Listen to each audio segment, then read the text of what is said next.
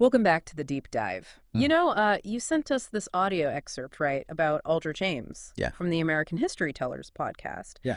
One of the most notorious spies in American history, right? Uh-huh. And so we're going to take a deep dive into this case. Absolutely, yeah.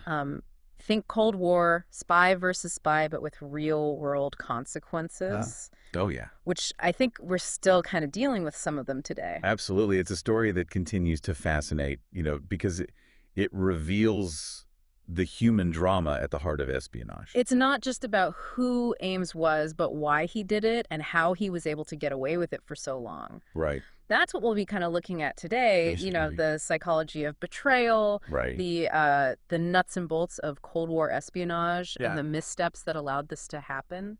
What's fascinating here is that Ames's story isn't just about one man's treachery. Right. It exposes those vulnerabilities inherent in intelligence agencies and the high-stakes game of counterintelligence. Right. And it really highlights how human fallibility plays such a crucial role. So let's start at the beginning. Okay. But Ames was practically raised in the world of espionage, wasn't he? Yeah. That's His father was a CIA officer, Yeah, specializing in Asian history. that's right. So young Aldrich had early exposure to this world, to this clandestine world. Yeah, absolutely. It's ironic that he initially pursued theater, a profession built on deception. Totally, that's right. It's like, talk about foreshadowing. Right. Yeah. But beyond his father's career, Mm-hmm. were there early signs of the path Ames would eventually take? Well, there were glimpses, right. He was known for his intellect and wit, Yeah. traits that could be considered assets in espionage. Right. But there were also red flags, Okay. a tendency towards drinking, Yeah. carelessness, what we call sloppy tradecraft. Yeah. Basically, not being careful with sensitive information. Yeah. And speaking of sloppy tradecraft, you've got here this. So in 1976, Ames, already a CIA agent, Oh, yeah. left a briefcase full of classified documents on a New York City subway. Oh, my gosh. Can you imagine? I mean, It sounds like something out of a spy movie, but it actually happened. it really did, yeah. And yet, despite the potential for disastrous consequences, Yeah, the repercussions for Ames were minimal. minimal. The briefcase was recovered, but he only received a verbal reprimand. Wow. It's kind of a stunning example of how institutional blind spots Yeah. can fail to recognize That's right. potentially serious problems. Absolutely. It makes you wonder, Yeah. if you were Ames's superior, would you have trusted him after that? It's a tough call. Right. It's easy to judge in hindsight, right? Right. But at the time, perhaps they saw it as an isolated incident, Yeah. a lapse in judgment rather than a sign of something more sinister. But this incident wasn't the only crack in Ames's facade. Right. So let's talk about the factors that led him to become a full-blown mole. His personal life was kind of unraveling. Right. Costly divorce, a new relationship with someone who had expensive tastes, Yeah. mounting debt. Yeah. I mean, that kind of financial pressure can be a powerful motivator, Oh, absolutely, yeah. especially in a world where secrets are currency. Financial pressure is a classic driver of espionage. Right. But in Ames's case, it was coupled with a growing disillusionment with the CIA. Right. The romanticism of spycraft had faded, replaced by cynicism and self-interest. Yeah. It's like the allure of the secret world lost its shine. Yeah. And he saw an opportunity to cash in. Yeah, absolutely. Literally. So walk us through that first act of betrayal. Okay. What did he do? He sold the names of 2 Soviet assets for a mere $50,000. Wow. It's chilling to think about the calculated nature of his decision. Yeah. He intended it as a one-time exchange, Mm-hmm. but as we know, things rarely stay that simple in the world of espionage. Right. It's like dipping your toe into the dark side. Yeah. And then the current sweeps you away. It seems like a pivotal moment for Ames came when he realized the gravity of what he'd done. Yeah. He later admitted that the enormity of his actions hit him, Right. that he had crossed the line. Yeah. But instead of backing down, he doubled down. He did. Yeah. Well, fear of exposure certainly played a role, right? Right. But it seems like something else was at play as well. Yeah.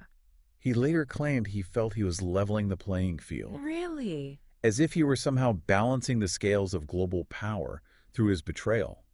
So it wasn't just about money, Right. but also this warped sense of ideology. That's right, yeah. Ah. Ames had become deeply cynical about American foreign policy, Right.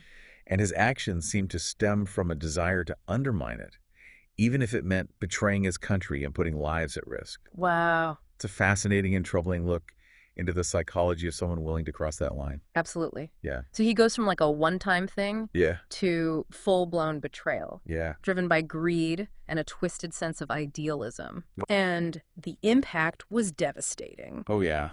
Ames provided the Soviets with a massive amount of intelligence, including the identities of almost every American spy working in the USSR. That's right. His betrayal had a catastrophic impact on American intelligence operations. Yeah. Lives were lost, missions compromised, Yeah. and the trust within the intelligence community was shattered. Yeah. It took years for the CIA to recover from the damage Ames inflicted.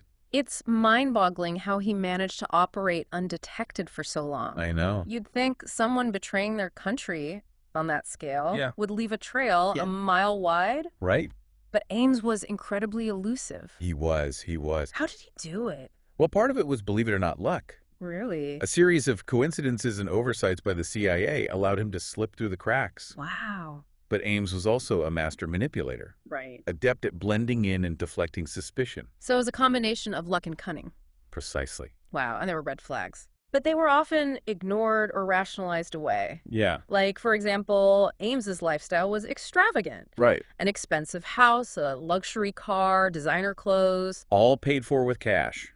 That seems like a pretty glaring sign that something was amiss. It does, doesn't it? Didn't anyone question where all that money was coming from? They did, but Ames had a ready explanation. Oh, really? He attributed his wealth to his wife's supposed family money. Okay. And colleagues, for whatever reason, seemed to accept this at face value. It's amazing how easily people can be blinded by assumptions, isn't it? It is. They wanted to believe his story, so they did. Yeah. But it wasn't just the lifestyle. Right. Ames also had a close call with the polygraph test. He did. How did he manage to pass that hurdle? Well, he actually failed the first polygraph in 1986. He did. However, he managed to pass the second one a few days later. Wow. Polygraphs are notoriously unreliable. Okay. And a skilled deceiver like Ames could have easily manipulated the results. So he gets a second chance. He does. And he manages to pass. He does. Talk about dodging a bullet. This guy had some serious luck on his side. He did. But even the luckiest of spies can't evade detection forever, can they? Right. So how did the CIA finally catch on to what Ames was up to? Well, the investigation was long and arduous, with a number of twists and turns. Okay. It involved meticulous financial analysis, tracking down leads, and piecing together a complex web of connections. Right. One key figure in this effort was Paul Redmond, Okay. the chief of the Soviet division at the CIA. Right. He had long suspected there was a mole operating within their ranks. So you have this determined investigator who's convinced there's a leak, but he needs proof. Right. Sounds like something out of a spy thriller. Absolutely. So working alongside Redmond was Sandy Grimes, Yes. another CIA investigator who played a critical role. Yeah. She spent countless hours meticulously examining financial transactions, connecting them to meetings Ames had with suspected Soviet handlers. That's right. It was painstaking work, but it slowly built a case against Ames. So the noose was tightening. It was. But they still needed that one piece of irrefutable evidence, right? They did. That smoking gun. Yes. That would prove beyond a doubt that Ames was the mole. That's exactly right. And that's where the FBI enters the picture. Okay. Recognizing the need for specialized expertise. Okay. The CIA brought in the FBI's elite counterintelligence unit, known as the Night Mover team. And this team, they were a different breed, right? They were. Not your typical intelligence officers. Right. The Night Mover team, led by Bear Bryant, approached the investigation like a gritty police procedural. Really? They focused on surveillance, wiretaps, and traditional investigative techniques. Wow. They treated Ames like a criminal suspect, Right. not a colleague. So less James Bond, Right. more hard-nosed detective work. Exactly. They put Ames under constant surveillance. They did. Tapping his phones, tracking his movements. Yeah. It must have been an incredible amount of pressure waiting for him to slip up. It was. But despite their efforts, the evidence remained circumstantial. Right. They couldn't catch him red-handed. Yeah. Frustration mounted, and the investigation reached a critical juncture. Right. It was a gamble, but they decided to go for a controversial tactic. What's that? A trash search. Wait, they went through his garbage. They did. Isn't that, a little ethically questionable? It was a risky move, definitely. Yeah. It skirted the edges of legality. Right. And if Ames had discovered it, the whole operation could have been compromised. Right. But the FBI agent leading the charge, less wiser, Okay. was convinced it would yield results. And was he right? He was. Did they find anything incriminating? They hit pay dirt. Really? In Ames's, they found a torn-up note, Oh. seemingly insignificant, but it was the smoking gun they'd been searching for. Oh. It contained a message arranging a meeting with a Russian contact, Okay. confirming their suspicions. So the trash of all things I know. turned out to be the key to cracking the case. It did. It's almost too perfect in a way. It is. But, What happened next? well, the FBI, armed with this newfound evidence, Right. obtained a warrant to search Ames's house. Okay. They found a trove of incriminating materials, documents, messages, files detailing dead drop locations, Wow. records of cash payments. It was as if he'd been documenting his own betrayal. It almost sounds like he wanted to get caught, doesn't it? It does, doesn't it? Like he was leaving a trail of breadcrumbs for them to follow. It's a fascinating psychological question. Yeah. Was it arrogance? Right. A subconscious desire to end the charade? Yeah. We can only speculate. Right. But what's certain is that the evidence found in his home sealed his fate. The game was up. So how do they apprehend him? Well, they waited for the right moment, Yeah. aiming to catch him in the act, Right. perhaps meeting with his handlers or exchanging intelligence. Right. That opportunity arose when Ames was scheduled to travel to Moscow for a work conference. Okay. Fearing he might attempt to defect, they decided to act. Makes sense. They couldn't risk letting him slip through their fingers after all this time. Exactly. So on February 21st, 1994, the day before his flight, Yeah. the FBI moved in. Yeah. As Ames was driving to work, they surrounded his car and arrested him on charges of espionage. Whoa. It was a dramatic end to a long and complex investigation. And what about Ames's wife, Rosario? Yeah. Was she involved in his activities? She was aware of his espionage No. and had participated in some aspects of it. Okay. She eventually pleaded guilty to conspiracy to commit espionage and tax fraud. So both husband and wife faced the consequences of their actions. They did. What were their sentences? Ames received a life sentence without the possibility of parole. Wow. Rosario was sentenced to 5 years in prison. A harsh but fitting end to their story. It was. But the impact of Ames's betrayal extended far beyond their individual fates, didn't it? Oh, it did. It shook the CIA to its core and forced them to confront serious vulnerabilities. Absolutely. The Ames case was a wake-up call for intelligence agencies worldwide. Right. It exposed weaknesses in their vetting procedures, counterintelligence operations, Right. and their understanding of the motivations that can drive someone to betray their country. It was a stark reminder that even in a world of sophisticated technology Yeah. and elaborate security protocols, Yeah.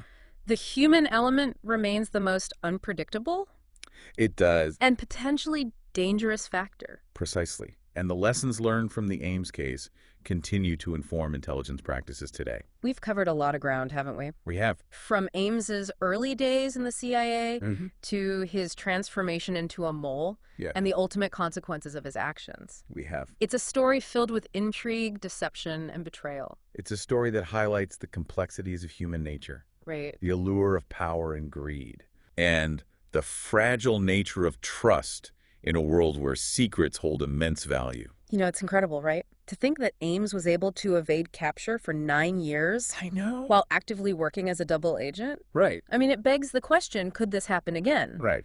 What safeguards are in place now to prevent another Ames from slipping through the cracks? Well, the Ames case forced a major overhaul Yeah. of security procedures and counterintelligence strategies within the CIA and other intelligence agencies. Okay. They implemented stricter vetting processes, Mm-hmm. enhanced financial monitoring, Right. and increased their focus on internal security measures. So it was a painful lesson, but one that ultimately led to positive change. Exactly. It's a constant arms race, though. Right. As intelligence agencies develop new methods of detection and prevention, Right. those seeking to exploit weaknesses are also evolving their tactics. Yeah. It's like a never-ending game of cat and mouse. It is. But beyond the operational changes, Yeah. what about the human element?